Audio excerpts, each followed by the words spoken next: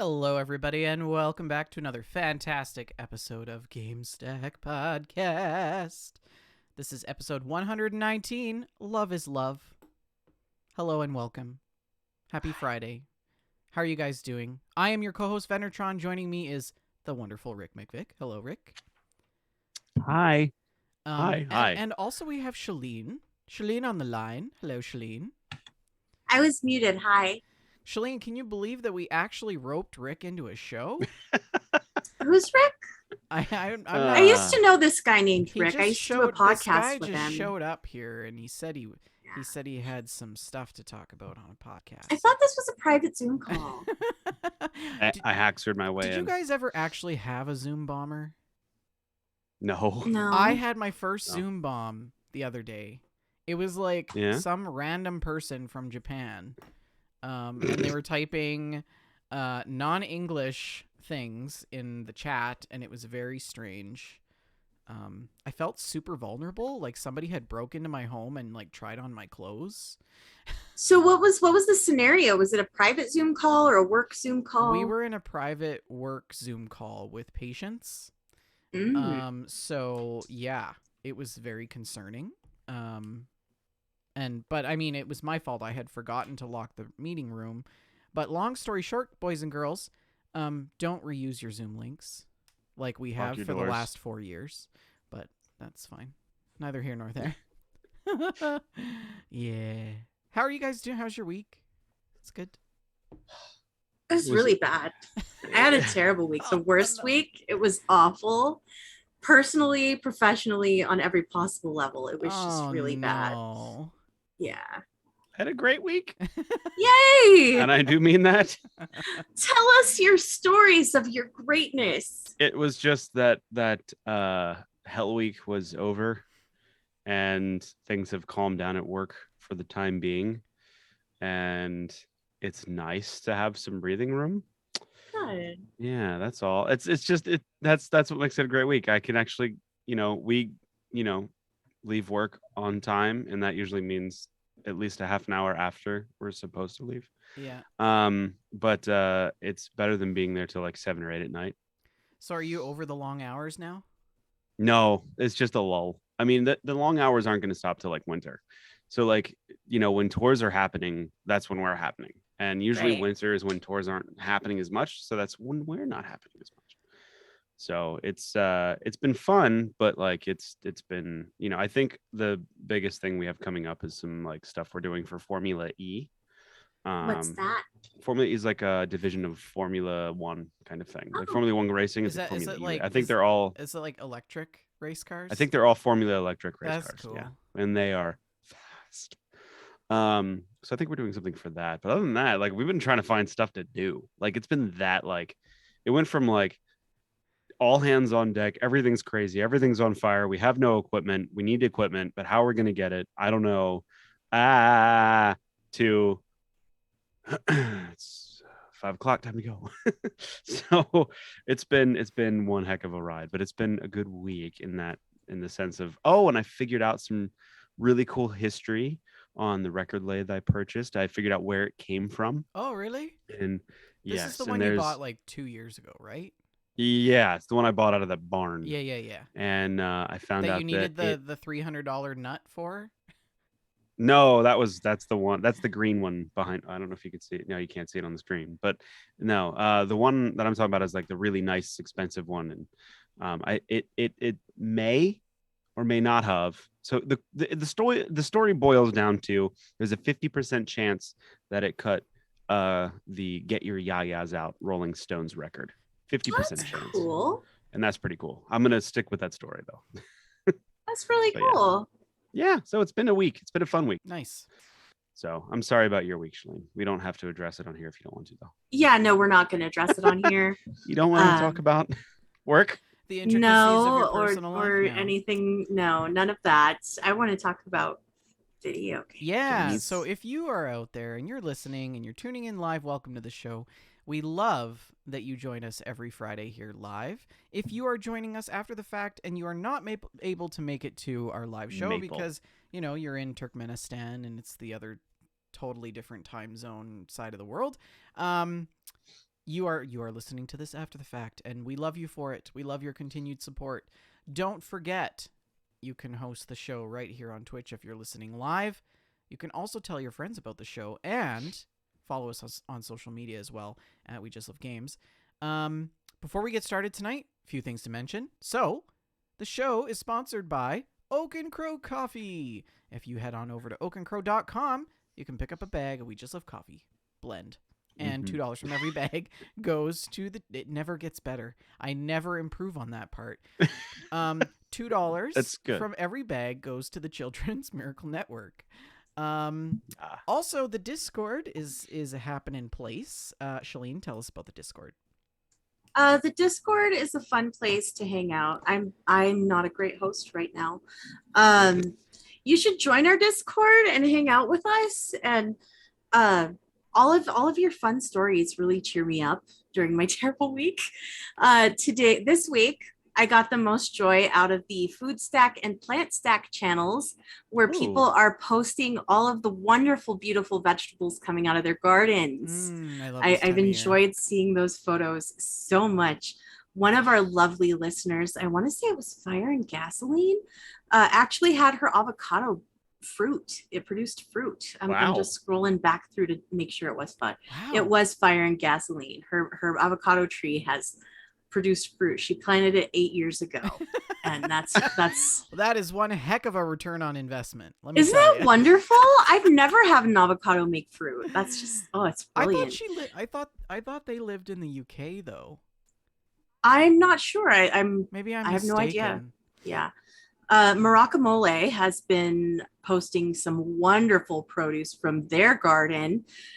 Just beautiful. And of course, Amy posted a ton of tomatoes today. Oh, so yes. Yeah, she's got a greenhouse. She's got a greenhouse business now, hey? Mm-hmm. Oh, so she's got a full-on massive greenhouse and flower shop that she runs off of her property. That's really cool. Yeah, I mean, it's her. That's she's totally in her paradise, right? Oh, yeah. Nice. Yeah. Anyways, that's the Discord. How can people join the Discord? You can join our Discord by clicking the link right under us right now as we're live on Twitch.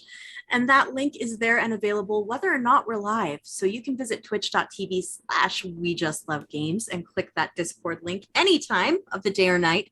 Alternately, you can just send us a message on Twitter or whatever social media you can find us on, and we'll get you a link. That's great. Also, a couple last things. Hardware has raised over $4,000 for the St. Jude's Play Live, which we reported on our last episode. If you are still interested in contributing to that, you can navigate over to his Twitch page, twitch.tv/hardwareguy. And I think it's Hardware Guy CDN. And I'm sure that the donation link is there. But is the CDN for Canadian? Yes. He lives in Ontario. Shalene, did you catch Vendor's Canadian Freudian slip earlier? Nope. He said maple, I think, instead of able, or something along those lines, and it made me giggle. Oh my goodness. It's great. Well, anyways, that's all I have. What do either of you have any other announcements that you want to make? Not that I can. Or shall we roll into the main part of today's show? Sure. So we are going to bring you some news this evening. We're also going to talk about some gameplay. We also got game stocks and a special segment. And then we're going to talk about what the community is playing and what we're playing. Ooh. Yeah. So let's just hop right into it. This just in.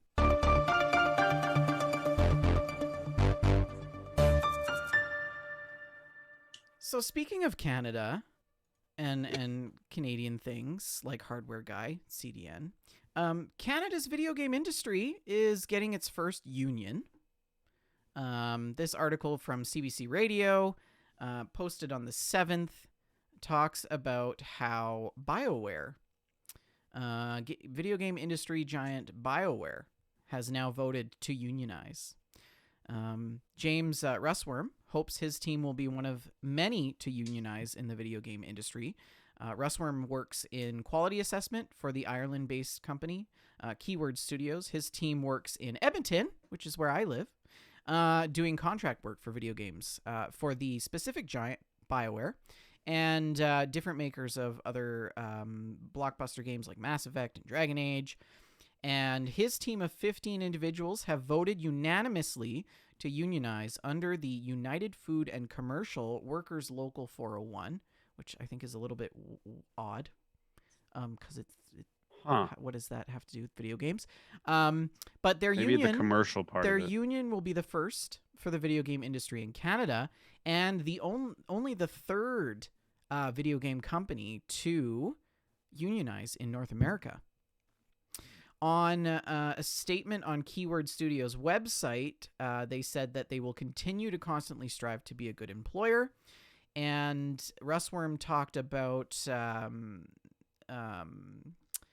he talked to host Tom Harrington on As It Happens as a guest about this being a big part of the company and a victory for his team. And when asked why did he and his fellow workers decide that it was time to unionize, he basically went on to say, I can't really afford to work here if I want to anymore due to the rising costs of rent and food and gas and everything. And we had a lot of members who really pushed back against that and pushed for the need to unionize. Now, the minimum wage is about $15 an hour Canadian on entry-level employees here in Alberta. But we're going to be... He also goes on to say how they're going to have to be returning back to the office 5 days a week, so the cost of parking downtown and the gas prices and everything is just going to be totally unmanageable, and they didn't want to end up having to just leave the company, so... Right. He went on to say, we're not against working overtime or putting in the extra hours. We just want to be making sure that we're being fairly compensated and not taken advantage of, which is reasonable. And nice. I mean, I can give you guys just a little bit of a snippet of what he's talking about here, because I live in Edmonton. Gas prices are astronomical. It's $90 for me to fill my Mini Cooper. Gas is like $2 here, a liter, almost. How much is a liter in freedom units? I don't know. Let's see here. How many liters in a gallon? Okay, there are 3.785 liters in a gallon. So six something a gallon times 2 is going to be $7.57 a gallon. Yeah. So anyways, and the cost of parking, he's not lying, it is astronomical downtown. It's like $14 to $20 a day. So it's a little bit, anyways. Wait, come again? How much to park? $14 to $20 per day. Nice. Per day. Ooh. So nice. Yeah. When asked what kind of hours he was expecting to work and what are the pressures like in the studios, he went on to talk about crunch culture and how it's a real thing in the video game industry. And, for those who aren't really familiar, crunch culture is really that idea when you're reaching constant deadlines after deadlines to try to finish out projects and things like that. But, when he was asked if he was being fairly compensated up until they became a union, he went on to say, that his personal view was that they're not fairly compensated for their roles. And, if you're working at another studio or if you're working as a contractor, you'd probably be making a similar capacity, but the starting wage is around $26 an hour for this particular industry. At least it is in Alberta anyways. So when they started to push for unions and things like that, he was a little bit surprised to see that his entire team was unanimously on board with it. So I think it speaks volumes to what's coming for a lot of other companies, and it'll be interesting to see larger companies unionize too in the next 5 to 10 years. But yeah,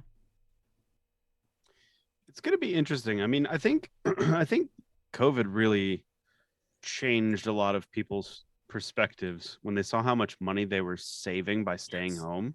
And time. And then they're like, oh, I am worth more than $8 an hour. And I wonder if we're gonna have like even like you always hear the stories of like when the unions started pushing real hard and the mafia got involved in the unions. I wonder if we're gonna have like another comeback of unionization again, where you have like Jello Biafra figures and. Well, I mean, okay, I The live local number ones. I live in a city. I'm not in a rural area like Shalene is, but my commute is still 2 hours total every day, there and back.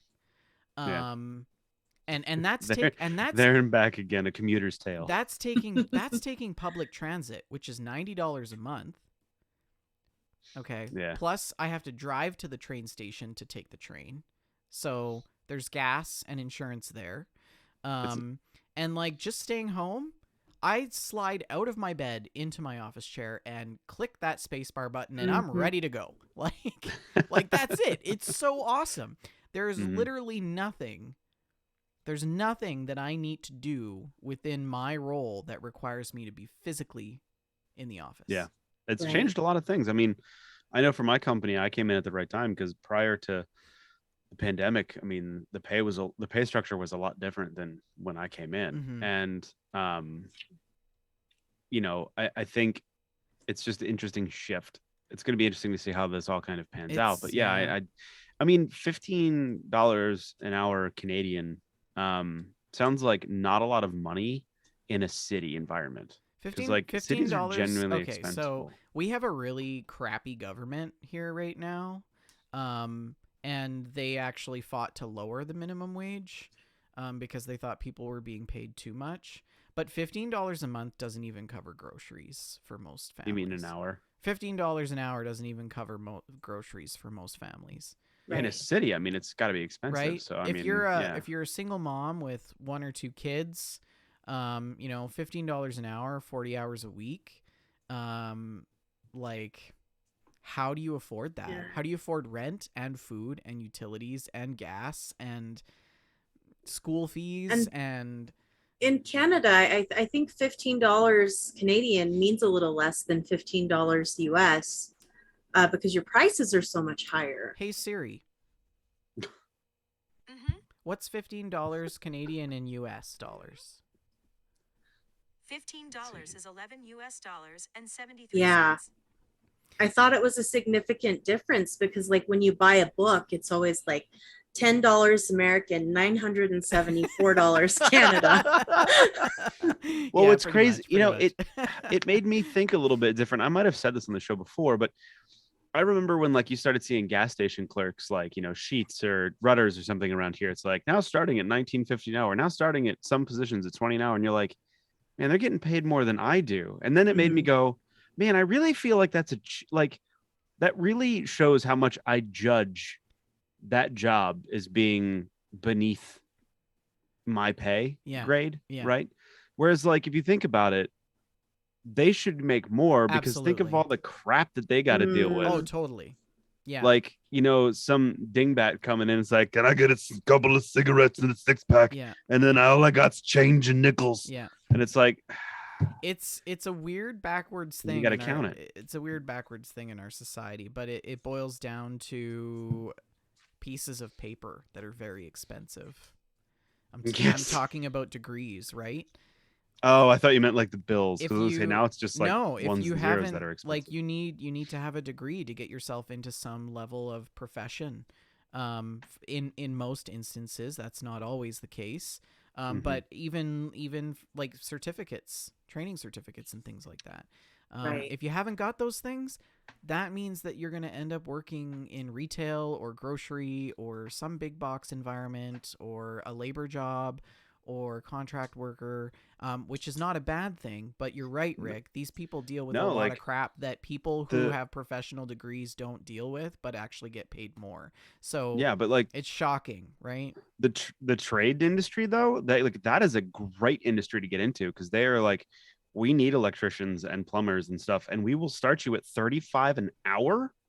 Yeah, to come work your butt off and learn a trade, and you will work for the rest, but you'll make good money. Like, yeah, the trades get overlooked pretty easily. Yeah, for the young kids listening to the show, if you're looking for a career path, look into renewable and clean energy sources as a profession, because that's going to be It's gonna be bigger than the Industrial Revolution.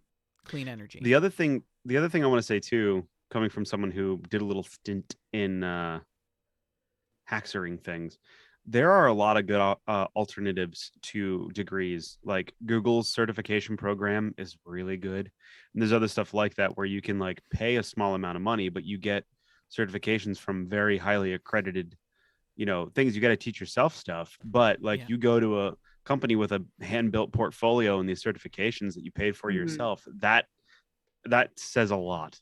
And I think companies' philosophies are changing as far as it's some areas of industry are changing as far as you might not need a bachelor's degree to get into this. Maybe a couple certs and some experience, but yeah. I have a lovely bachelor's degree that I've never ever used. It's all of that really nice on my wall. All of that there is about $80,000. Oh. And I don't really feel any further ahead. So. At least it's framed. Maybe you got framed. Yeah.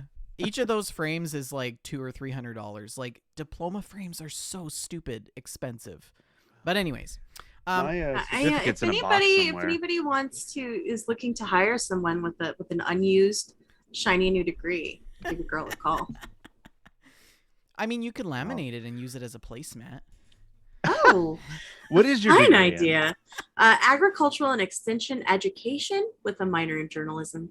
Oh, so poor for the rest of your life. Yes. My niece, I found out my niece is majoring in theater, and I'm like, yeah, that's not a good idea. A degree in poverty. Like minor in, I mean, I'm not trying to squash anybody's dreams here, but minor in theater and then do something that honestly maybe will help. The world as it stands right now, you can't follow your dreams. You got to follow reality. I love her to death, but she's like, apparently, like she wants to go to New York, and I'm like, oh god, poor little girl, she's gonna get screwed. Good luck, maybe kid. She'll make it. Maybe she'll make it, Rick. She'll make it. Hey, I have positive thoughts. No, the thing is though, she's actually got the talent to back it up. So yeah. That's important. Wow. I never stand by the you can do anything you want to. It's like, no. If you can't carry a tune, you can't be a singer. Yeah. Sorry. Yeah. So well, I mean, recognition is really important. And the Recording Academy that produces the Grammys every year is now recognizing a new category of awards. What's the category? The new category, well, they've actually added 5 new categories to the Grammys, but the newest category that got heads turning was Best Score Soundtrack for Video Games. Yes, video games are at the Grammys. So in 2023, at the 65th Annual Grammy Awards, the category for Best Score Soundtrack in a Video Game will be included as part of that ceremony. Recording Academy CEO Harvey Mason Jr. said, "We're so excited to honor these diverse communities of music creators, though the newly established awards and amendments, and to continue cultivating an environment that inspires change, progress, and collaboration. The Academy's top priority is to effectively represent the music people that we serve, and each year that entails listening to our members and ensuring our rules and guidelines reflect our ever-evolving industry." And so the other 4 new categories include Songwriter of the Year, which is surprising that doesn't already exist. Yeah, that's true. Non-classical. What is non-classical? I feel like that's everything else that's not classical. Yeah. Also, Best Alternative Music Performance. Okay. And then also Best Americana Performance and Best Spoken Word Poetry Album, which I think is an interesting category. But video game music is being recognized in other mainstream areas. The BBC Proms, a classical music festival, is set to include games as a segment for the first time later on this year. And things like music from Kingdom Hearts and Shadow of Colossus, Dear Esther, and others will also be part of this show that takes place in August. So, yeah, I think that's kind of cool. Yeah, I mean, it's not like video game themes have, been a part of culture since they've started. So finally they're being recognized in 2020. Well, it's just odd that they're being recognized by this award institution, right? Because video games have their own thing. Yeah, but I think this Grammys are for music though, and this is an untapped right batch of musical talent that's not being absolutely recognized. Yeah. So I mean, a lot of games are scored and recorded orchestras, so it doesn't make much sense why the recording industry wouldn't recognize it. I mean, if anything, film and video games are keeping big orchestral recording sessions alive when they've all died out since the 50s. Einan Zur is out there somewhere going, finally. My comeuppance is complete. But I was just thinking, like, how many what's really ironic here, my brain stopped working and I was gonna prove my point by humming the Mario theme, and I can't remember that. I could not remember how it went. That's like gonna get us like a copyright strike. But just like a perfect example of like, you hum, bum, bum, bum, but and everyone's like, oh yeah, Mario, and or you just the intro to Pac-Man. I can't hum it the tune, but I know what it is. So like, or Tetris. Yeah.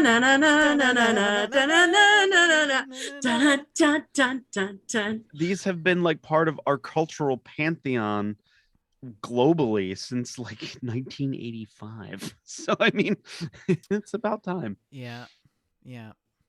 I think that we're going to start to see a little bit more mixing of award categories at different ceremonies now that we're starting to see video games become a little bit more mainstream in terms of TV series being made into TV series and things like that.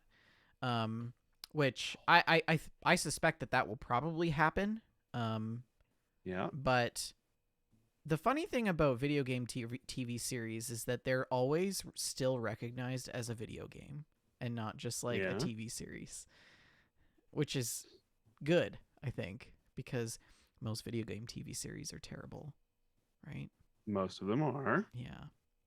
Unless it's the Fallout YouTube thing that I can't remember. Well, what was that called? I don't know. But we watched it and we loved it. New details have been revealed from Naughty Dog about the HBO upcoming TV series The Last of Us. And this was during an appearance at the Summer Game Fest showcase. The studio co-president Neil Druckmann confirmed that the show was ready to wrap up as of June 10. But they also confirmed that Last of Us won't actually air until next year at the earliest. And Druckmann hinted at a 2023 release for the adaptation. And the co-writing and executive producing with Chernobyl creator Craig Mazin is what he played a part in, which I think is really cool. If you guys don't remember Chernobyl, that was the HBO miniseries that starred Jared Harris, that was based on the book Chernobyl 01-2340. Andrew Leatherbarrow, who was the author of that, who was a guest on our show. Yes. So hello, shout out to Andrew. If you guys haven't read his book, it's fantastic. You should go check it out. That was a really interesting guest. Yeah, that was cool to talk about like Fallout and nuclear stuff. Yeah. The last Druckmann goes on to say that their last day of filming was today. And he said Craig Mazin's up there right now, kind of wrapping it all up pretty close. But he also revealed a new image from the show, which can be... Ooh, hold on. Let me see if I can bring it up on the prompt. While you're stumbling and fumbling as a host, I want to say that I have not been privy to any news regarding Last of Us miniseries. Can I just say that the casting for this is on point? Right? Like, coming from, the Uncharted casting where everyone was like, ugh, like, no, not those two. No. To Pedro Pascal and Bella Ramsey. I mean, it's gonna be good. Well, it leads in with the two characters, Joel and Ellie, in a museum, which is featured in a level of the original Last of Us game. And Druckmann goes on to say, I really have to talk about Pedro Pascal and Bella Ramsey, and not only directing them, but seeing them do all the other episodes. They have thrown themselves at these roles for a whole year.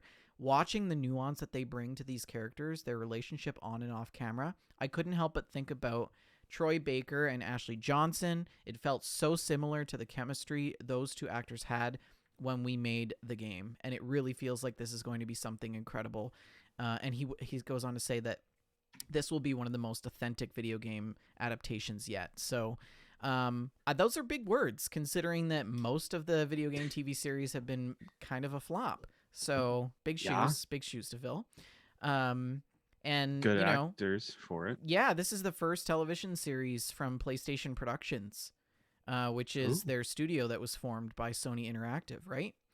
And so they're going to adapt the original game for film and TV, of course. That's the goal here. But it's going to also cover some of the events that you've seen in the first game. It may include some content that was in The Last of Us Part 2. And there was a leak earlier this week from the Summer Game Fest showcase that was used to officially announce that remake as part of the original Last of Us series, which I think is kind of cool. Sony has also confirmed 3 editions of the game and pre-order bonuses for The Last of Us Part 1, which is coming to PS5 this September and is also in development for PC. Yes. And I will finally play it. Keep in mind, though, that the $100 Will you really, though? Firefly Will you really? edition is Yes, I will. So, because didn't we discuss that when I played the PlayStation 4 version, the hardest boss of the entire game or enemy of the entire game was the controls? We did discuss that. It was the most terrifying enemy in the game. Have either? So I feel like controls. Have either of you played Last of Us, the first? Oh yeah. And you like it? I loved The Last of Us. Yeah, I played it on PS3. PS3 game originally. You can play it on PlayStation 3, 4, and 5. Yeah, I think that was originally a PS3 game, but I played it, and it was amazing. I loved it. And I haven't finished part 2. I just played the first couple hours. That was during that time of my playing like the first 2 hours of everything. Just quitting. So at the announcement of this, Druckmann also confirmed that he's actually directing a new game in addition to what's already being done. So keep an eye out for that. Yeah. Oh, I guess we also have more news to talk about. I kind of felt like that was the it. Yeah. That was it. There's more. But wait, there's more. There is a video game developer out there trying to make the world a better place. What? Video game developers trying to make the world a better place? It's unheard of. All right. Yeah. Deepwell Digital Therapeutics, which is probably a video game developer none of us have either heard of. No? Nope. No. So of course we're coming out of the COVID-19 pandemic. Things are super stressful. Everything is very expensive. And out of a lack of reasonable or equitable access to mental health services, a new video game developer called Deepwell Digital Therapeutics is now looking to develop a video game that looks at, or video games in general, that are looking at mental health as a therapeutic strategy. And Deepwell co-founder Ryan Douglas said many of the participants in Deepwell have been aware of the rising mental health emergency and the very specific alarming spikes in depression and anxiety rates over the last 5 years. COVID added another major layer to that complexity and to this issue, and played a huge role in the company's decision to focus its initial efforts on mental health. And so now, they're talking about how video games are actually like the perfect entry point to help people who are suffering from mental health conditions. And video games, he goes on to say that video games are highly accessible, And the neurologically stimulating powers of play provide engagement and increased capability for delivery of therapeutics. So video games are an amazing therapeutic delivery tool that address access to care, increase patient engagement and adherence issues, all while accelerating treatment outcomes and reducing barriers to delivering healthcare. Which, as you know, the costs are astronomical. And so for the price of a video game and their own time, people can actually begin to address and treat their mental health issues. I think this is not new news to us, right?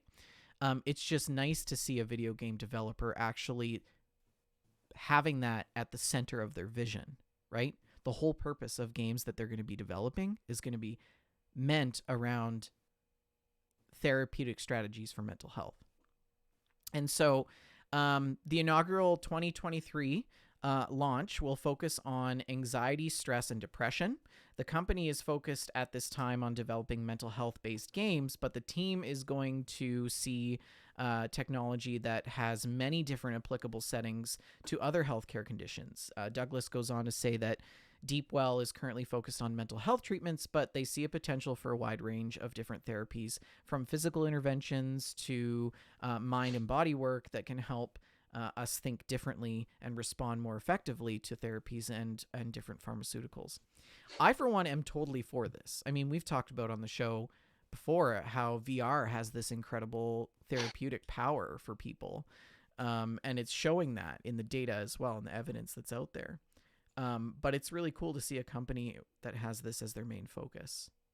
Yeah. What do you guys think? I mean, we've talked about it a lot before, but absolutely, especially with the advent of VR and it getting better and more accessible. Mm-hmm. There are a lot of good options Mm-hmm. out there for developers if they use it for good.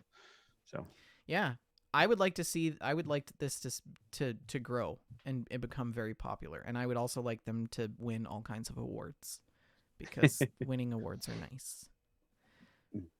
Everybody needs a win. Yeah. Yeah. Speaking of winning, Shalene, remember in the last episode how you're talking about how they canceled E3 forever? Yeah, it was sad. Yeah. Well, the ESA may have a little surprise for you. Yeah. The ESA has announced that E3 will be coming back. Huzzah! It's going to be coming back in 2023 with both a digital and in-person event.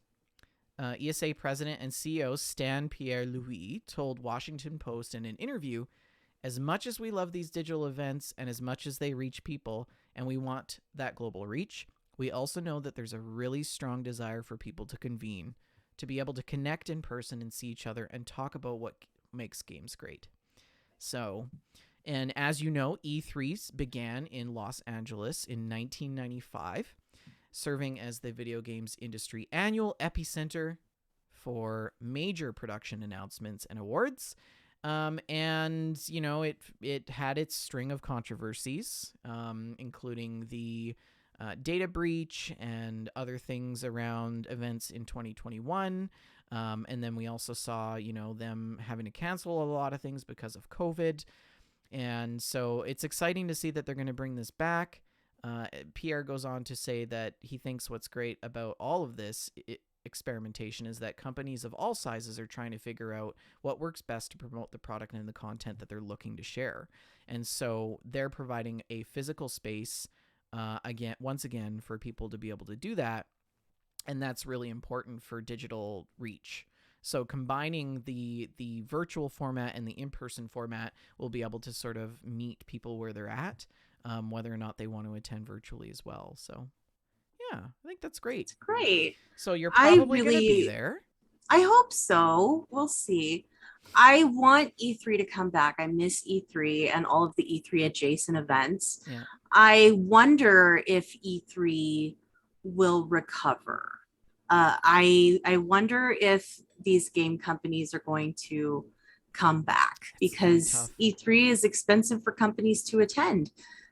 Booth prices are high, and it's an expensive thing to do. And I wonder if they will have seen that maybe they don't have the need for E3 to they don't need to share the stage to get their announcements out. Again, the cost savings, right? Mm-hmm. But I do love E3. It's a very special time of year, and it's not the same without it. I feel like it's just not the same. We are currently this week as we record, the not E3 events are happening, the Jeff Keighley show and stuff. And I haven't had a chance to watch any of that, but I feel like it's just not the same as when there's E3 going on. Yeah. Also, I mean, they might, since they're taking a year off, they might, or 2 years really, they might change business models a little bit. You know what I mean? With all the major players, or a lot of major players pulling out, it's not like they're gonna expect them to come back. Yeah. So maybe they might change their business model to focus more on like mid-level indie developers doing interesting things. I know some of the things that I enjoyed the most at E3 were the indie booths. I really had a fun time talking with some of the like one-man development teams, one-woman development teams that just made a game and brought it to E3. It was really cool getting to talk to some of those smaller devs. Mm-hmm. Yeah. That's all I've got for the news, but I think, Shalene, you've added another article on here that you wanted to talk about, so I'll hand the mic over to you. I did. This is sort of a bit of a That Fallout segment. Dun, dun, dun, dun, dun. Okay. Trying to do the news bumper. If you love news, you're going to love our next segment. That's the one. Thank you. So I want to talk about this Kotaku article by CC Jang. And they have talked with 10 former Bethesda developers who wanted to remain anonymous as a condition of speaking with Kotaku. And I mean, I feel like this is the first real journalism that Kotaku has done in a while. Oh, no. But this article is called The Human Toll of Fallout 76's Disastrous Launch. And we're not going to go through it in detail because it is a very, very long article. If you are interested in this, I would recommend that you check it out and read it. There are some really, really telling quotes from this article from these developers. No one wanted to be on that project, meaning Fallout 76. Because it ate people. It destroyed people. The amount of people who would go to that project and then they would quit Bethesda was quite high. And several sources said that they had signed non-disparagement agreements on leaving Bethesda. And they feared that ZeniMax's influence could prevent them from being hired if they spoke ill of Bethesda and of their experience working on Fallout 76. And there was a ton of crunch that happened, particularly with QA. It was really painful reading some of these stories. This person in QA said in their group chat after leaving Fallout 76, "I didn't cry last night when I was taking a shower." And someone else in the same chat said, "I pulled into work today and I sat in my car for a second and my chest didn't feel heavy like it normally does." And these people just describe a miserable, miserable work environment. And it's really bad. They do mention that they were paid some overtime, but it was not worth the toll that it took on their lives and on their mental health and well-being. And their work conditions were just atrocious. And they describe situations where they were sort of surveilled and their breaks would be timed. They might be followed into the restroom by someone who is basically a workplace snitch who was not actually in a higher position, but who tried to. Okay, so that just sounds like not necessarily something on the company's part, but just a terrible person that you work with. They became Vault Tech. Yeah, it's so stay tuned. They lived long enough to become the villain. Stay tuned next week on GameStack Podcast when we talk about how Bethesda is unionizing. Yeah, it's It sounds like a lot of people had a really bad experience while working on Fallout 76. They described situations when Todd Howard would come in and just kind of crap on all of the things that they were working on and then leave because he was busy working on Starfield. Right. They called it seagulling because he would fly by later and shit all over an idea. Really? Wow. That is a quote. That is a quote. Yeah, from one of these former developers. I'm stealing that. I'm going to use that at work. Seagulling. Yes. I'm going to tell my boss, stop seagulling me. And he's going to be like, what does that mean? And then I'm going to tell him what it means. I'm not going to go super, super deeply into this because it is an extremely long article, but I do recommend reading it. It describes some really terrible, terrible crunch situations. And I just, I'm sad that people had a bad experience. I hate that. No video game is worth ruining lives.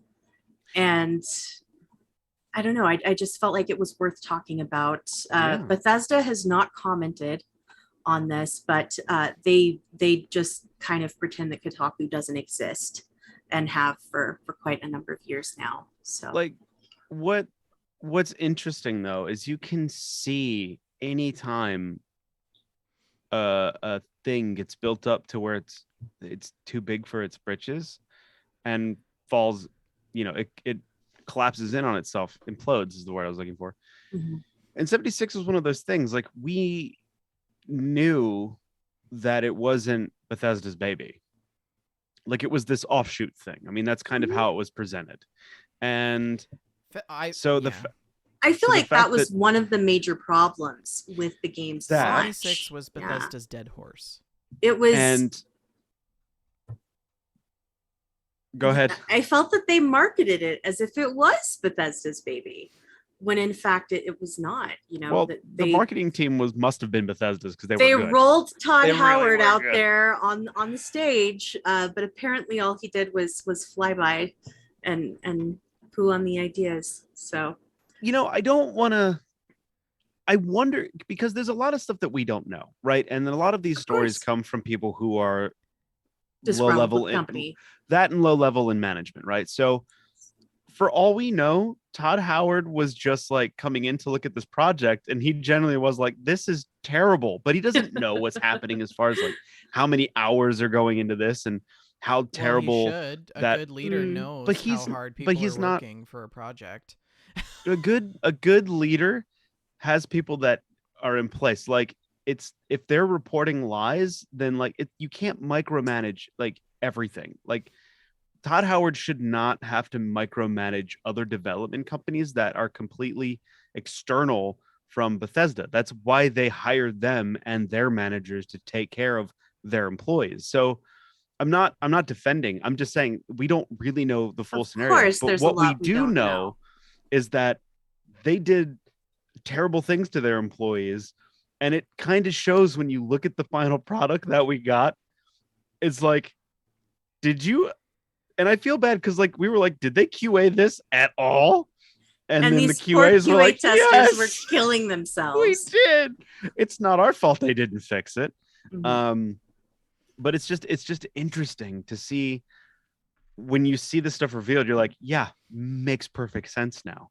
It's stuff that we assumed was happening because this game was just, and like I can't wait for the scales to be removed from the eyes of what happened with Starfield.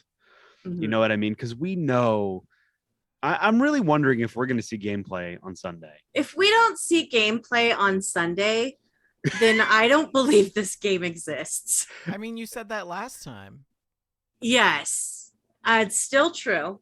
Yeah, until I see gameplay, Starfield is a myth. Maybe.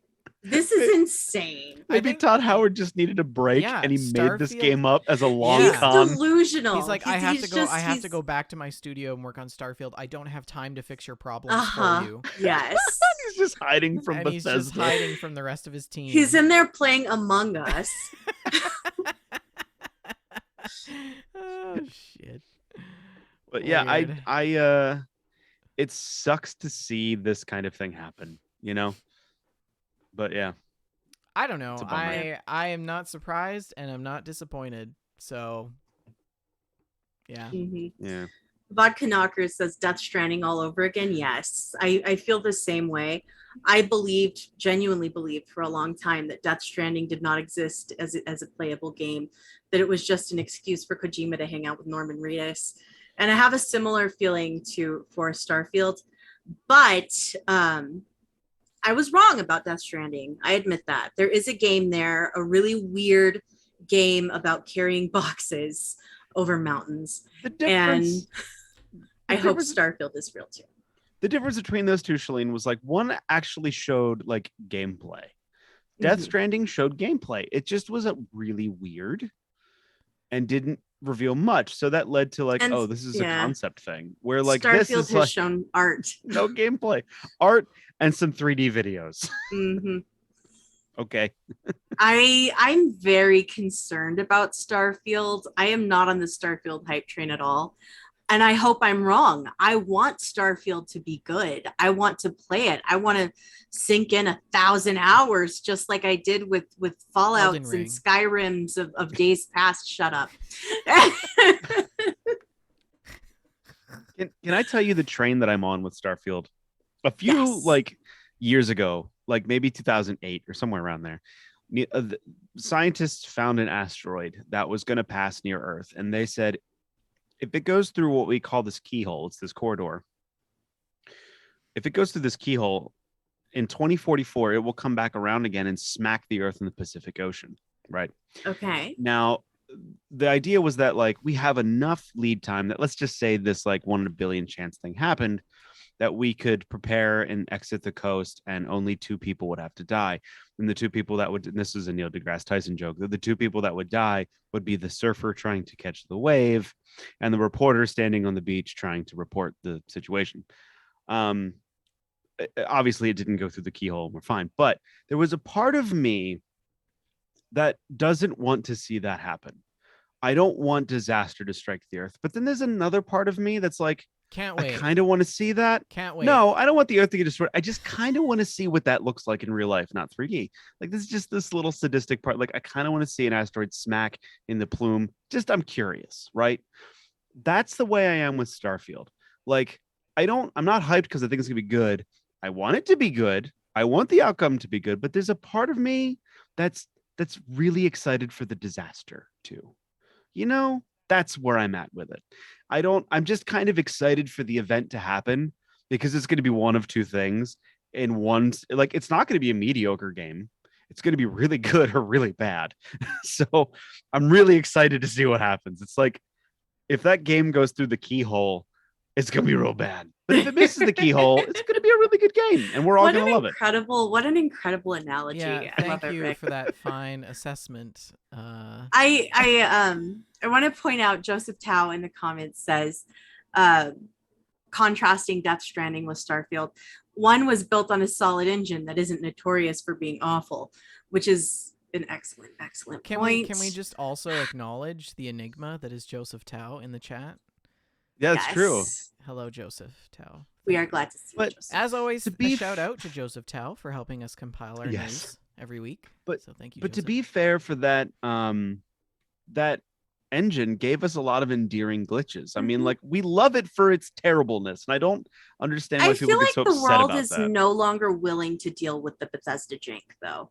Oh, I've signed out. I've totally checked out of Bethesda years ago. Yeah. Personally, I'm still totally fine with Bethesda jank. I'm fine with it. But I feel like by and large, the world has moved on. Yeah.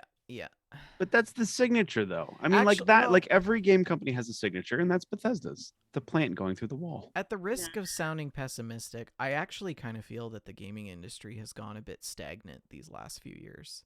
That's fair. Yeah, that's fair. Yeah. I still think the saviors of the gaming industry are going to be mid-level developers like Hello Games. UE5. And UE5 needs to make it mainstream. Oh, okay. They need to start developing. What do they make? Unreal Engine 5. Oh, sorry. Yeah. That needs to it's time. Stuff looks good. It exists, but it's time game stuff was developers going on. need to stop reusing the content that they spent 20 years making and make new content with UE5. Yeah, but they've spent so much dollars and investment time into that. Like the CEOs are like, if you use anything else, yeah, and then you said you needed the money for this. And then what do we get? We get Fallout 76. That's what we get.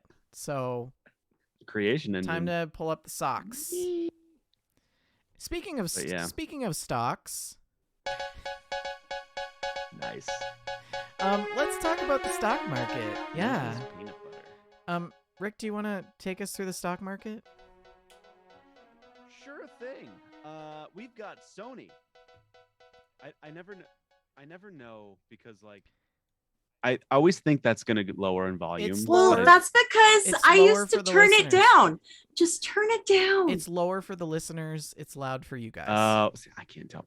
Anyway, Sony closed out at $88.06. They're down by $4.58. Yeah, 6 cents. Microsoft is down by $17.02. And they closed out at $252.99. Nintendo is also down by 31 cents, closing out at $54.11. Take-Two is up by 98 cents, almost $1. They closed out at $127.95. Activision is down by $1.41 to close out at $76.48. Ubisoft is down by $1.51 to close out at $45.45. I like that number. EA down by $7.56, or a gallon of gas if you're in the US. They're down by. We're gonna start measuring things by. They're down by a half a gallon of gas. They're down by a gallon of gas. They closed out at $133.44. Tencent up by $3.46 to close out at $49.45. Excellent. Yeah. These prices, just to remind everybody, are in comparison to our last episode. So, Microsoft did not drop $17 today. It dropped $17 since last Friday. I love how you announced that with slight bitterness. Yes. And passive aggressivism. And I support you. Thank you. Thank you. Because I disagree with how this is laid out. So I support you. It's deceiving. It's deceiving. Well, if you guys want to do it the other way, you can. But that's how I did it the whole time. See, I'm already now committed, or maybe recommitted. So, yeah. I don't know. I think some of us need to be committed. Speaking of committed, I don't know. How do I segue into this? You got to bring the ship into dock? That was rude. Let's talk about our special segment. I feel really awkward now. Yeah.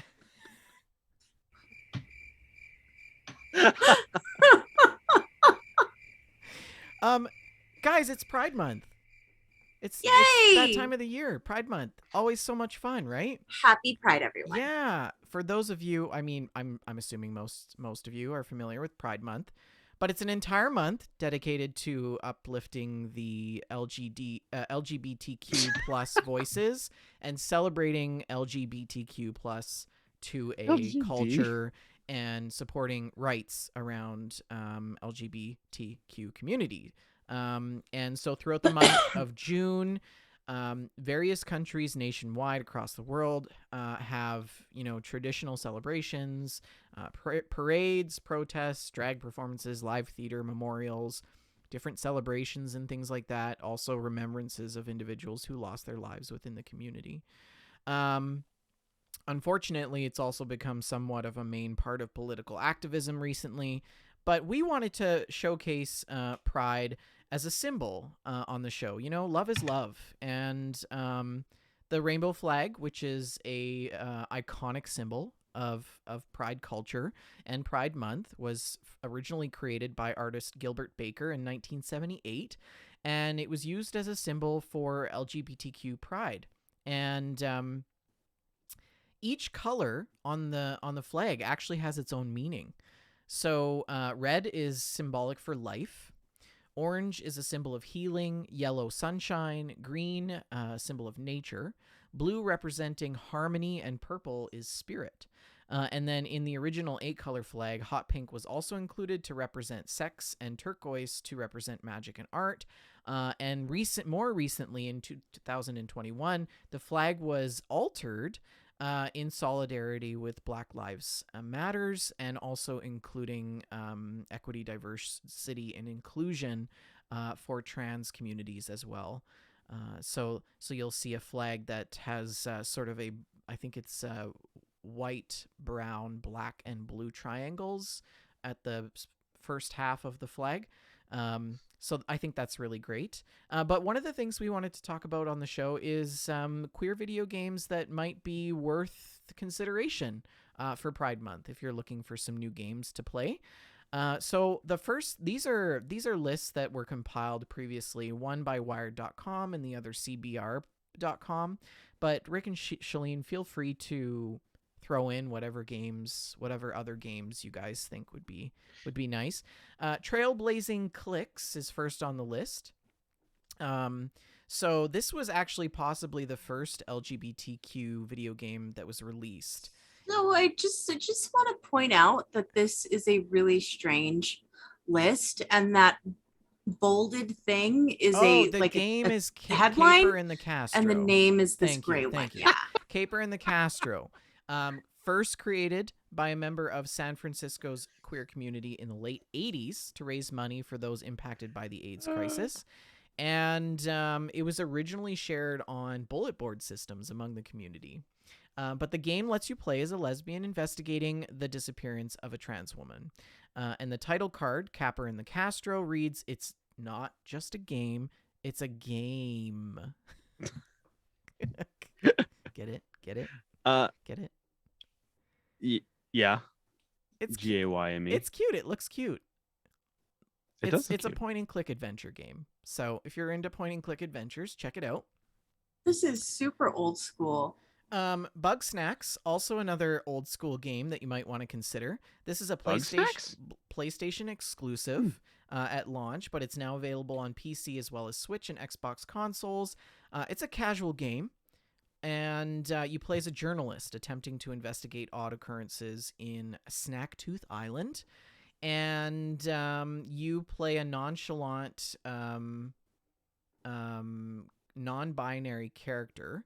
And it's just sort of a casual adventure game. It's 8-bit, I think. No, Bug Snacks is this one up here with the cute people around the campfire.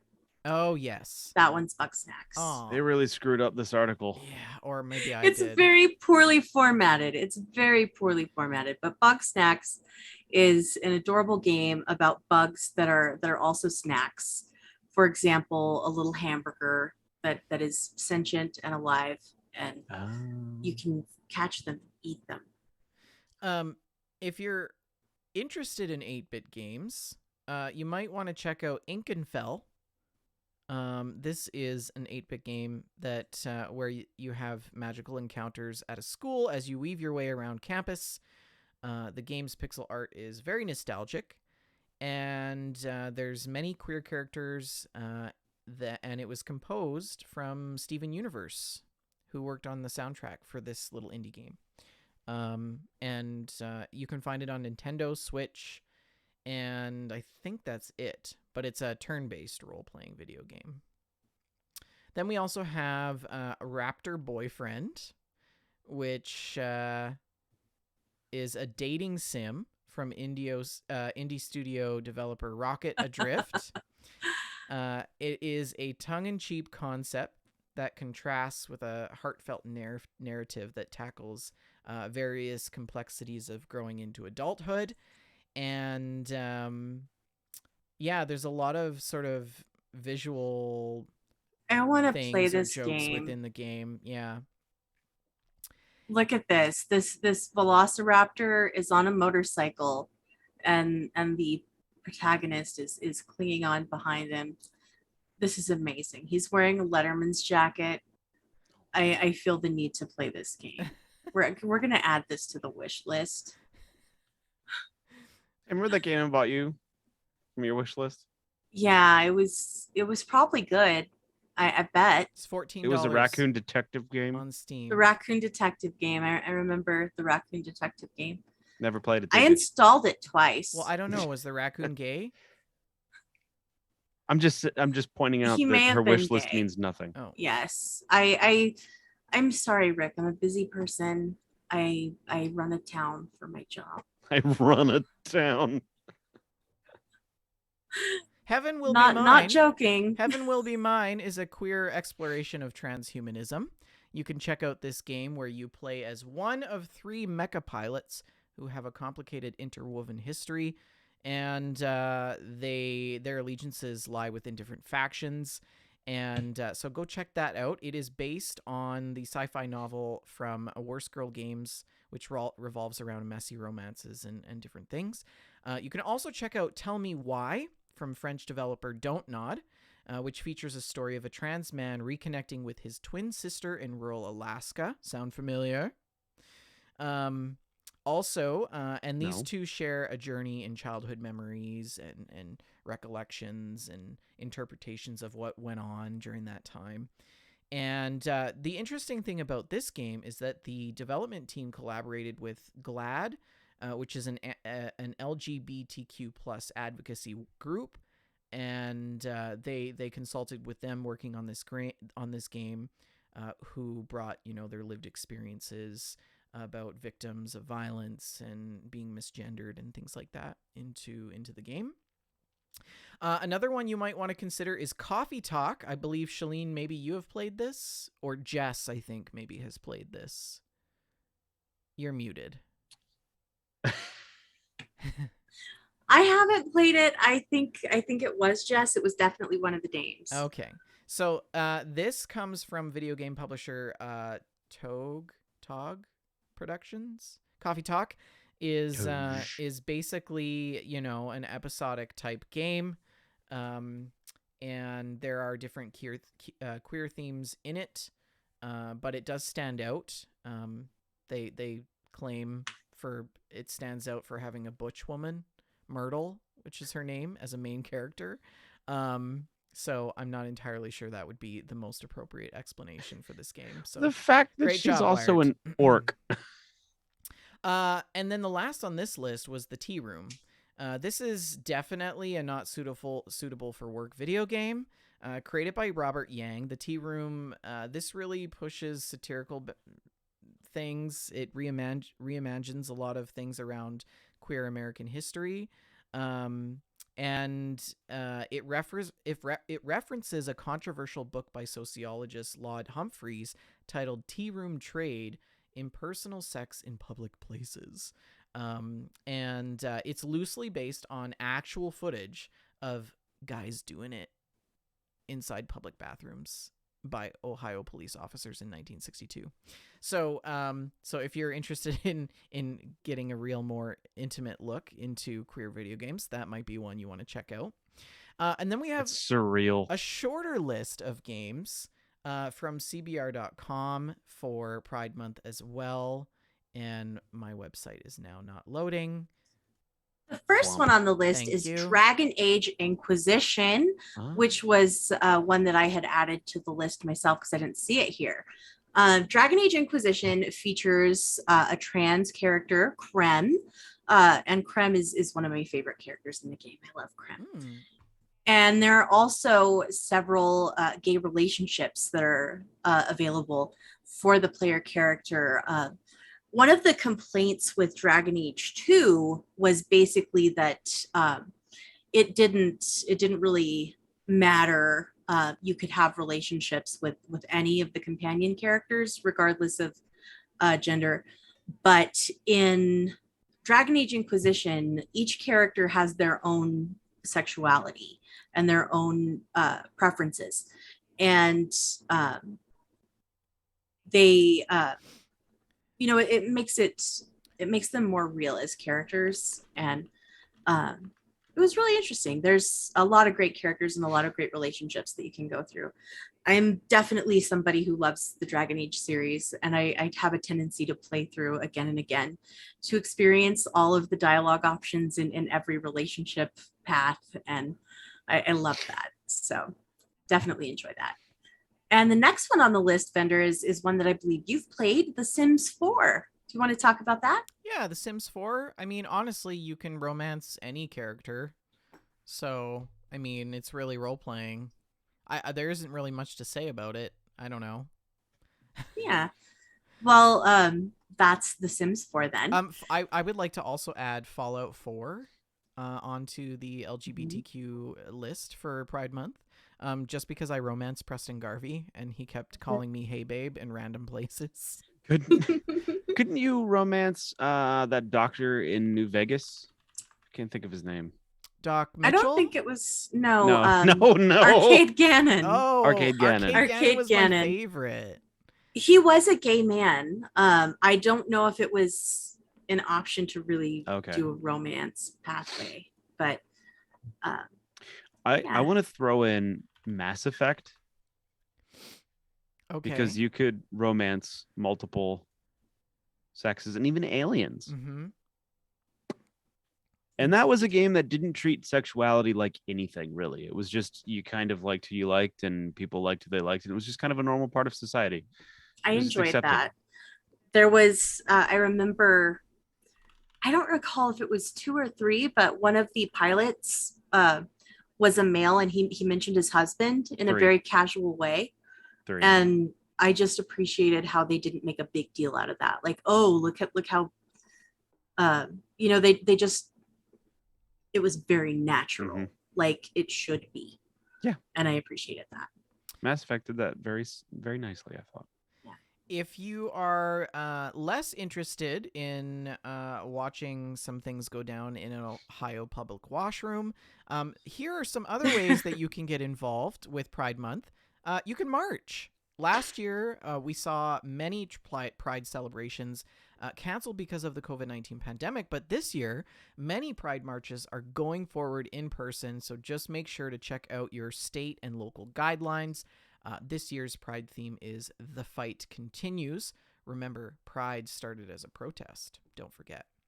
You can also get involved, whether it's working from a phone or a text bank or attending different town halls virtually and getting involved in advocacy groups. You can certainly make your voice known that way. You can also donate. A few organizations that you might want to consider are things like the Human Rights Campaign, the Trevor Project, the Pride Fund to End Gun Violence, the National Center for Trans Equality, and the National Queer and Trans Therapists of Color Network, and so many more. So even if you don't identify as LGBTQ 2A+, etc., you can still get involved and support the community, right? That's the best part about, the LGBTQ community is that they're welcoming of anyone and everyone.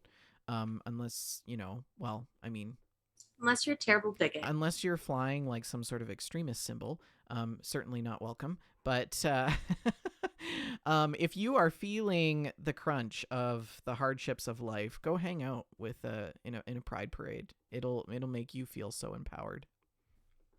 Anyways, that's the special segment. I thought it would be nice to kind of talk about those things. Thank you, Fender. I really appreciated that. I liked it. Yay. I do want to add one more thing before we move on. Oh, yeah. Life is Strange series. Oh, my gosh. Yes. How could I forget? Yes, that entire series is highly, highly friendly. Yes. Yes. So, like, Chloe and Rachel. Mm-hmm. Right. And I'm pretty sure there was also some Chloe and Max later on. Yeah. And of course, in Life is Strange 2, when you play as the two brothers, the elder brother can choose to pursue a relationship with a female character or with a male character. There are 2 options. Yeah, so. yeah. 4 Miles says, I had a puppy come to the greenhouse yesterday who was just in the city for Pride and had his cute little rainbow necktie on still. Cute. That's adorable. We got to get back to Life is Strange. We do. Mm-hmm. And also It Takes Two. Mm-hmm. Life is hard. We also have to get back to what the community is playing. So I have some lovely screenshots for all of you to check out. And Shalene, would you do me the honors of describing the images for us as we go through them? This first one comes from RTZ13, and he says, to state the obvious, I do recommend 4 hours doing everything. It's a journey. It's about this guitar. Wait. That's the above statement. What is he talking about in this picture? This image it's extremely colorful. It's an image of a musician, a guitarist on a stage, surrounded by a beautiful autumn scene. And the banner above this man says, Johnson Vendetti's nephew. And then in tiny little words, it says Francis Vendetti, which I presume is your protagonist character. And Francis Vendetti is the nephew of Johnson Vendetti, who is this famous folk singer in the fiction of the game. And he's just trying to do his own thing. And everybody is putting him in the shadow of his famous uncle and wanting him to emulate him. And the game was highly recommended, and I think it's absolutely gorgeous. So these pictures are actually part of a larger set. So I want to show those sort of in order that he posted them. Yes, the game is called The Artful Escape. Yeah. And so we start with this lovely sort of splash screen with the title. RTZ13 says, I never use drugs, but now I might know how they feel. Annapurna's Artful Escape, in brackets. And shares this image as well with us. This is a gorgeous image of some glaciers and icebergs in front of a snowy mountain scene with the sun either rising or setting in the background. There is a tiny little character hopping across from glacier to glacier. And it looks like he has some sort of guitar in his hands. Yeah, I think you're correct. And yes. he's like, it's like shining or something. We also have this one. This is the character who is kind of cartoony. He's wearing sunglasses and some kind of futuristic suit. And there are some dialogue options. Fantastic. Absolutely fantastic. Totally and utterly fantastic. I'm sensing some sarcasm here. This image is a little more difficult to describe. Our protagonist is once again holding his guitar and he appears to be leaping. I think there must be some platforming happening in this video game. Yeah. From platform to platform. This is very fanciful. It's much more difficult to describe. This is giving me like Psychonauts vibes. Yeah, I can see where that. Where it's like set in this unlimited universe where there's all these like pedestals and like weird conveyors and things that you have to traverse. Looks really cool. And then I think this is the last of his set of no, there's more. There's definitely more. And this is gorgeous. This is beautiful. A pink and blue forest with some laser beams. Laser blazer. Captain Laserbeam. And then also this one with the same fabulous pose with the guitar. There are some floral substances on the ground, some like blossoms on the ground in the same pink and blue forest. Very nice. And then this one, in which our protagonist is sitting on a park bench with surrounded by some lovely grass, beautiful mountains and clouds in the background, and a gorgeous architecture building in the background, perhaps a cathedral of some kind. It has a bell tower. Yes, yeah. And RT says, I do recommend this game. 4 hours to do everything and its journey. It's about this guitarist who's a nephew of a famous folk musician, and the world expects him to follow in his shoes and take part in a memorial concert. However, he wants something completely different, just cannot avoid the legacy of his name, so kind of goes through the whole galaxy in his existential crisis. And I do have to quickly skim back through the other two images. So these two images from Seder are of Ghostwire Tokyo. Yeah. So this image is the streets of Tokyo. It is foggy. It has recently rained. There is a mist rising from the asphalt. There appear to be some turned over motorcycles, some car crashes that have happened in the background. It is a grim scene with a blood moon in the sky. I like that over blood the moon. street of Tokyo. Yeah, that's kind of cool. And then this adorable one in a Fallout outfit with a cat. Yes. This Protagonist is is wearing a also vault suit holding a kitty. Ghostwire Tokyo. They are standing high above the skyline of Tokyo.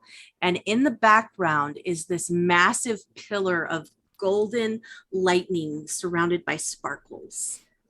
I want to go there. I don't think I do. I'm pretty sure bad things are happening there. Maybe it's a pride parade. Glitter and gold? I wouldn't. It's too. Count me It's not in. colorful enough. Well, that's our screenshots and stories. How can people send in their screenshots and stories to the show? We accept screenshots and stories via the Discord. You can join our Discord, as we said earlier, by clicking that link at twitch.tv/WeJustLoveGames. And then our screenshots and stories channel is one of the top 5 channels. As you scroll down the list of channels, you just post your stuff in there and we will talk about it on the show. Yee. And the last thing we need to move into in tonight's show is what we've been up to. Ooh. Rick, what have you been up to? Well, I actually got into a little bit of Destiny 2 again. I spent so much time in Elden Ring and burnt myself out that I was like, I need to shoot things for a while and mindlessly. And so Destiny 2 was the answer. And so I've been playing the Witch Queen, which is like the new release. I have no idea what's happening in the storyline. It's fine. You just shoot things, get new guns and loot.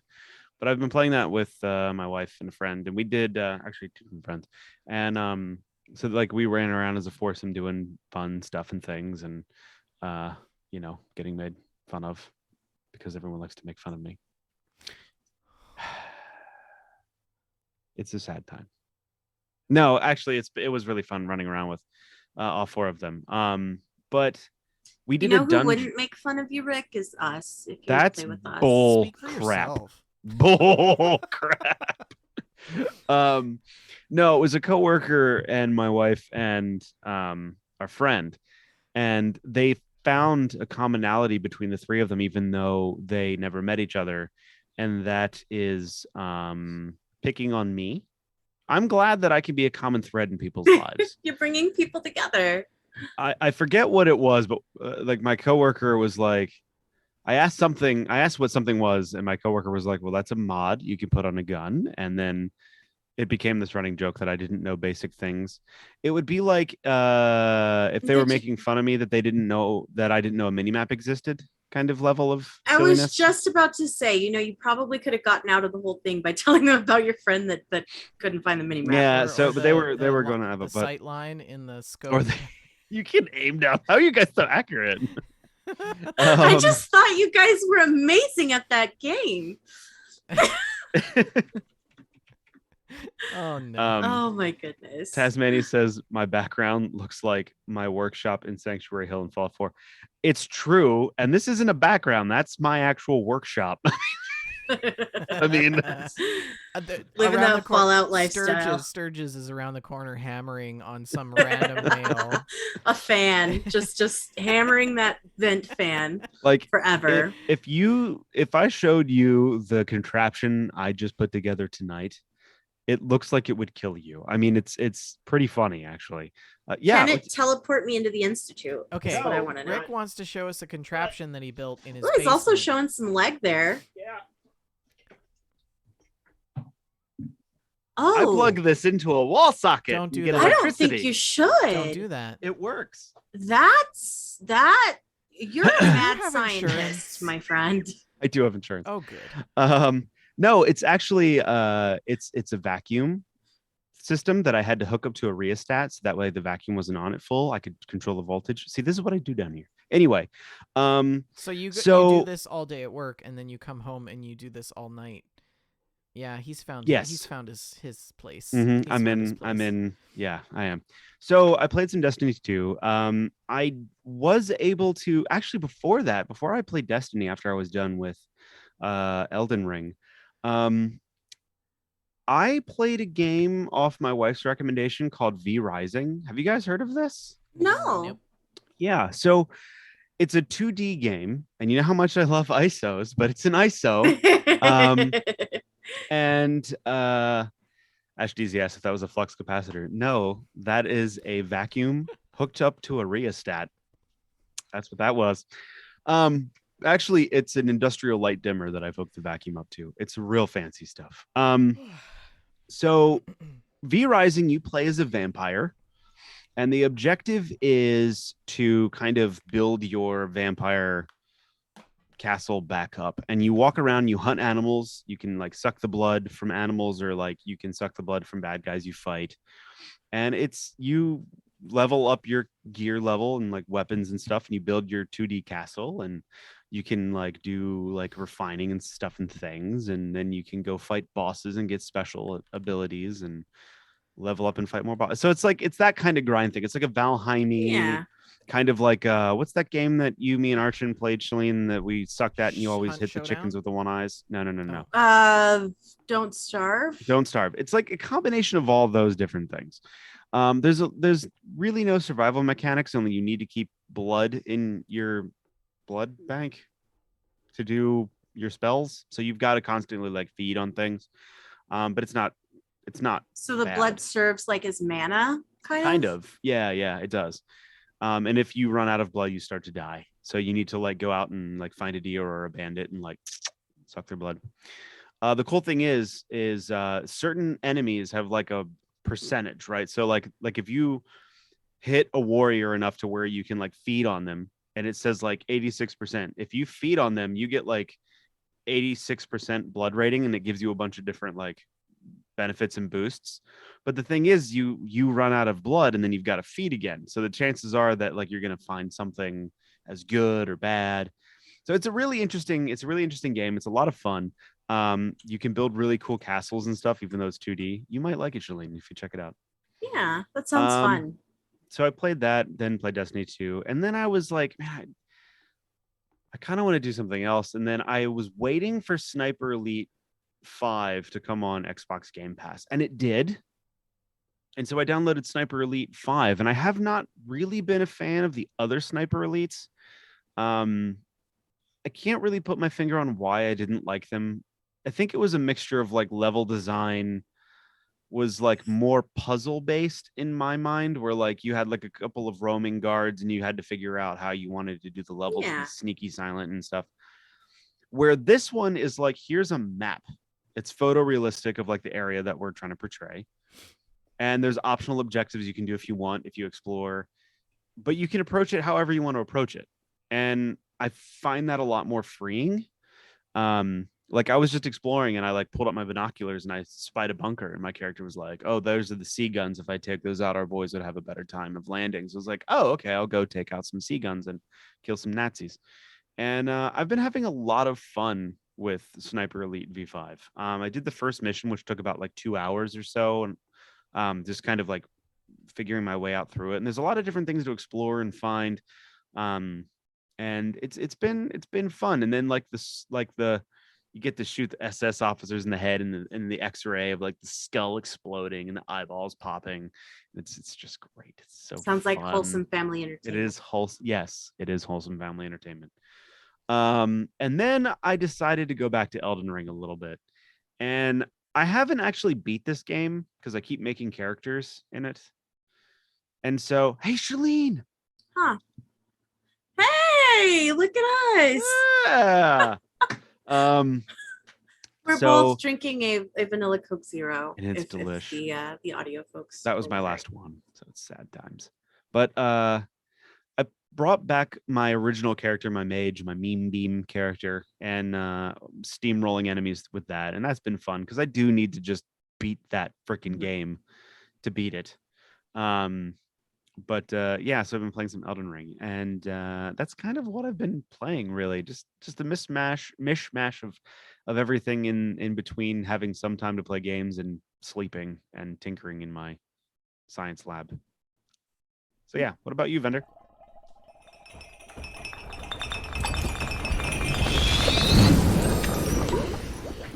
That's what I imagined when you said science lab. It's not far off. I was a little nerve-wracking plugging in that thing I made this today. Yeah. There's no sparks. possible way No sparks, so we're good. could possibly go wrong. As long as I don't touch the back.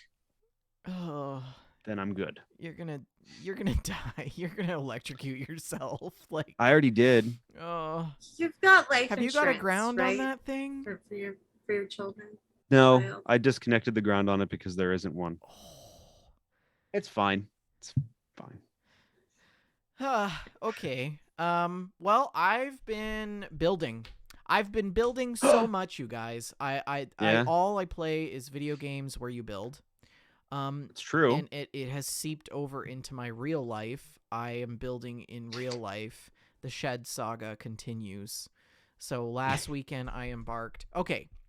So last summer I ripped apart a bunch of pallets because I had this idea that I was going to build a shed out of pallet wood. Right. Fast forward to this year, we have all the pallets apart. I start building the shed. I realize that the quality of the wood on the pallets is not the best for a shed to last, at least if I want it to last 10 years, which involved me going to Lowe's multiple times to get wood and plywood and screws. Oh my God, the amount of screws that are in this shed. It's like there's hundreds of screws. I'm like, where do all the screws go? Like, I don't even know. I'm just drilling screws into wood now. I'm not even... So anyways, this shed is like, it's actually, I think I can show you some pictures. Let me see here. It's coming along really well. I've got all the walls up. I've got the roof up. I've got the door done. So here, I don't know if you can, I don't know if you can see this, but that's the shed Oh, there. looks great. Yeah, that's like looks really good. The frame of it. And then there's it with the roof on. So, nice. Yeah, and then that's something else. Twitter. That's my window that I put in. You put in a window? And I framed it in and sealed it all. See that? It's a fine window. Because I didn't want to put lights in it. So I thought, well, let's just have natural light come in. It's actually cheaper. The window was $60. So what are you going to use the shed for? Garden stuff and yard storage and stuff. And then I made a door for it. There's the door. Oh, beautiful. Yeah, so I just there it is, like unstained and everything. You've done so well. Yeah, that's where I'm at. So I gotta put the door on it, and then I've gotta. I adore it. I've decided that it would be a better idea to buy vinyl siding instead of using the wood slats from the pallet wood, because the pallet wood's full of holes. Some of it's cracked. There's no way that I'm going to be able to side this shed without it being leaky as a sieve when it comes to rain and stuff, and it's probably just going to rot in like 5 years. So, hey, vendor. Yeah. This came up because I didn't know you were going to talk about a shed door, but can I show you my shed door? I feel like this is a joke, but yes. Oh no. Oh no. It's on the ground for our audio folks. My daughter sent me this picture. What She's happened? like, Daddy, the shed door fell off. I was like, what? And then I saw it and it was laying on. It's like, fun. Guess you gotta fix super that. happy. Yeah. I guess so. You're like fulfilling the dad role. I've put the door in the shed at least for now. Oh, no. I just thought that was a bit ironic. Yeah, She's like, look, really I'm putting funny. the shed door on. I'm like, look, mine came off. Yeah, so I've been working on that shed, and hopefully that will be done soon. And then I've been building in Satisfactory, spending some quality time with Jess, and yeah, it's been nice. You should see the stuff we've got built. Like it would blow your mind. We have basically a whole city of factories, and Is it satisfying? extremely. Nice. Yeah. Nice. Yeah. To have everything like just so and angled and like straight and aligned, and it's really nice. But anyways, that's what I've been playing. Shalene, what have you been up to? Lovely.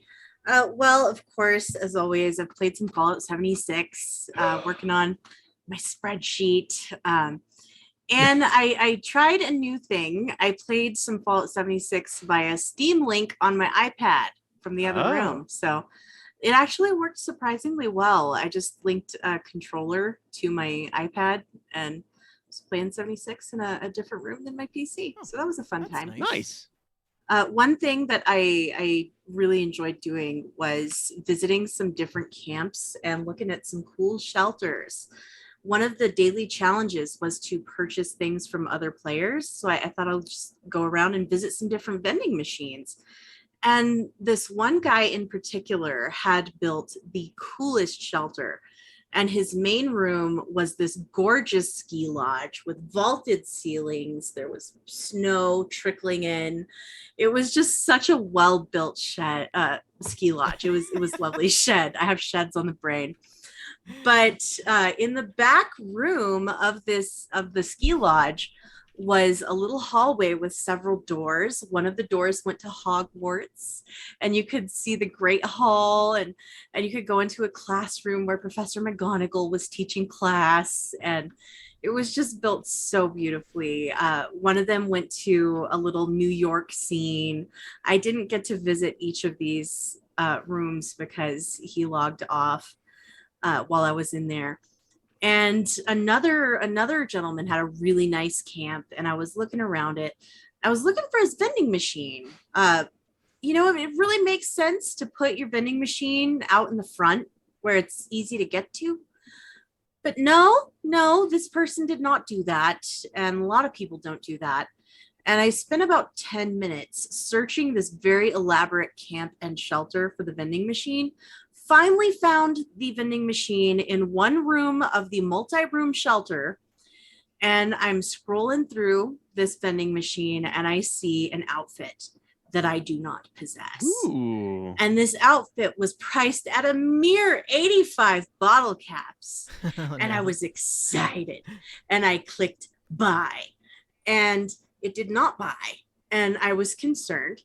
And the gentleman logged off.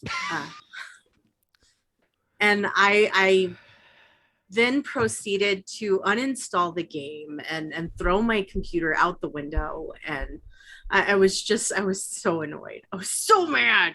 I'm still mad. Oh my gosh. I wonder if it was somebody that knew you and they were just like deliberately. I was so mad. I just wanted to buy the outfit. I wouldn't put it past Archon to make a whole other character just to do that. He is such a troll sometimes. Also, Animal Crossing. I've gotten back into that. Nice. And I've been doing just all the daily stuff that you do for Animal Crossing, you know. And I have a spreadsheet app for Animal Crossing with it's an extreme checklist situation. It's wonderful. I adore it. It's lovely. It makes me happy. And I've been updating my spreadsheet because I neglected it for a while.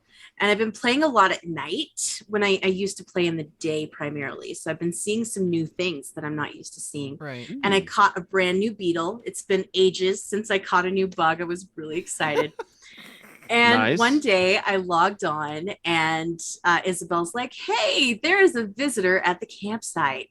And I'm like, oh yeah, okay, I'll go check it out. And my visitors at the campsite are usually super lame. They're just weirdos who I would never want to live on my island. But this time I walked into that tent and who did I see? Anka. Anka is a cat that has this whole Egyptian theme, and she's wearing an Egyptian dress and an Egyptian headdress, and she's wonderful. And I love her, and I was so excited to get Anka. And I spent probably 15 minutes convincing her to move to my island, and I was so nervous because when your island is full and you talk somebody into staying, they offer to replace one of your villagers, right? But you don't get to choose which one it is. They choose. And I was so nervous she was going to ask for somebody like Olaf or Antonio, you know, my favorites. And I was going to have to refuse her. But she picked Lily, who is an adorable frog. But I've spent a lot of time with Lily, and it's fine to let Lily go and find another pad.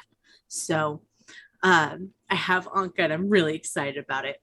And the final thing that I did was over last weekend, I had a little time and I plugged in my PlayStation 5. Oh, you did? Yes, I finally opened that box. Wait, let me guess. You spent 5 hours on your PlayStation character creator for your profile picture, right? And now we're gaming. It brought me a lot of joy just pulling that thing out of the box. It's a beautiful, beautiful machine. That thing is enormous. It's huge. It is a beastly machine. I have it in a different room, so I'm not sure how it compares exactly to the Xbox Series X, but I feel like it's significantly bigger. What did you play? What did you play on it? I played Astro's Playroom, which is basically the preloaded game that comes with the PlayStation 5. Yeah. Did you get Spider-Man? I didn't get Spider-Man yet. Okay. I thought I should probably finish some of those PS4 games that I couldn't go back to because my PS4 won't start. It straight up won't start anymore. So Astro's Playroom is actually really good. Yeah. I was surprised that it's fantastic. It gives me some major Mario Galaxy vibes. Oh, really? It reminds me of Mario Galaxy in the best way. Nice. The PS5 is fantastic. It's gorgeous. The picture is really good. The DualSense controller is one of the best controller experiences I think I've ever had. It works so well. And all of the little gimmick things that are built into the controller, they work. They work exactly as advertised. I've never experienced that before. Yeah. And Astro's Playroom was really, it's a great way to sort of demonstrate those different capabilities of the controller. And that is a game that would absolutely be fun to play without the joy of new hardware. So if you're somebody who bought a PS5 and ignored it, I recommend that you go back and check it out because it's actually a very fun platformer, a 3D platformer. Cool. So I installed Days Gone, which is one of the PS4 games that I wandered away from and can't finish because my PS4 died. So I am going to check that out. I think it has a PS5 upgrade. So you need to push that. You need to push that sucker to the limit and play it on extreme everything. But there's a lot of great stuff that I've been wanting to play that I can play now. So cool. I hope I have some time. I'm glad. I'm so happy for you. I mean, you've only had that PS5 in the box for 3 months. A little less than that, but life has been really hard. People are out there still waiting 3 years in for their PS5, and you're like, I haven't opened mine yet. It's just in the box. Yeah. Life is hard. I'm sorry. Well, folks, that's a show. We do have to go through some announcements. Don't forget that Fallout show is no longer a thing. I don't know why it's still in the show notes. What? Just in case I didn't delete it fast enough. I'm sorry. In case you thought we were bringing it back, we're not bringing it back. I apologize. Just pretend I never said that. That didn't happen. The show is sponsored by Oak and Crow Coffee. If you head on over to oakandcrow.com, you can pick up a bag of We Just Love Coffee blend for $2. From every bag goes to the Children's Miracle Network. I don't think I have any other announcements. Shalina, Rick, any announcements? I do. Okay. Yes, I do. I have been absent quite a lot, and with my work schedule, it's crazy. I have no idea if I'm ever going to make it here. So I have made the decision to kind of take a break from podcasting for a while until things kind of settle down a bit. Now, you two have been kind of handling this on your own for a while, and Shalene's been handling a lot of the technical stuff anyway for a long time. So you probably won't notice anything, dear listener, except for my voice not being here nearly as much. Now, I still would love to pop on from time to time when, I'm like, hey, I got off work early enough. I can do it. But the last few weeks at work, Fridays tend to be the worst days for time because they'll be like, hey, we've got to get something done for Monday. And it'll be in on this next truck. It'll be in at 3. Okay. It'll be in at 4. Oh, it's here now. It's at 5 o'clock. And it's like, cool, now we've got to work for another hour and a half to like get something going. So it's really difficult, and it kind of throws like everything into a tizzy. Like, am I gonna be here? Am I not gonna be here? We're gonna do the show, blah, blah, blah. So it's just I can't commit to weekly. So anyway, that's kind of the gist of the announcement. But I still will pop in from time to time and say hello and do stuff and things here. But on the regular, I will not be a reoccurring host. I can be a guest host. Does this mean I get 2 Christmases? Yes. We should do that this year. Do a podcast with you and Vander, then do another one with me and you.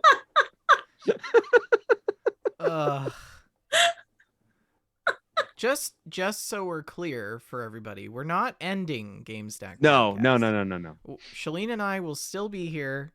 It is our flagship show. It is our bread and butter. We love you guys. Show.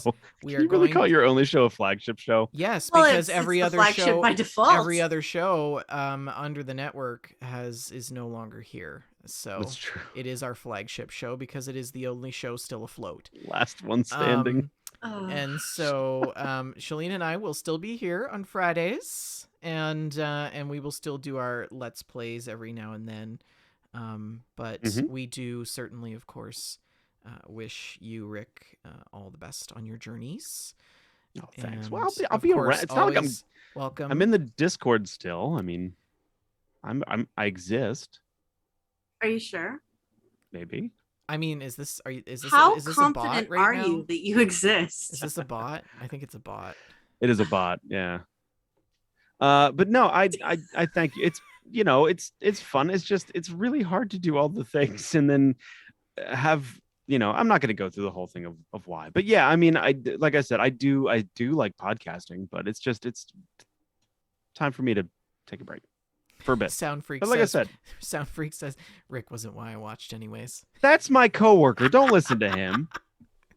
Oh man, somebody's gonna have a bad day at work on Monday. No, it's fine. That's hilarious. I don't sit near him anymore. I move desks. That is hilarious. Well, yeah, okay. I'm too good. I'm too good to sit near him. Well, I'm gonna go and plan my 2 Christmases.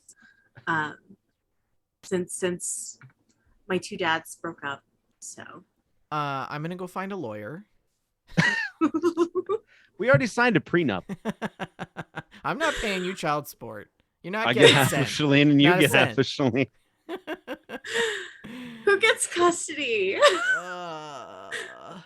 Well, whoever gets her vendor gets Archon too. So I mean, it's if you're disgruntled and you want to write in all of your frustrations to the show, you can do so by going to info@wejustlovegames.com, sending us an email there.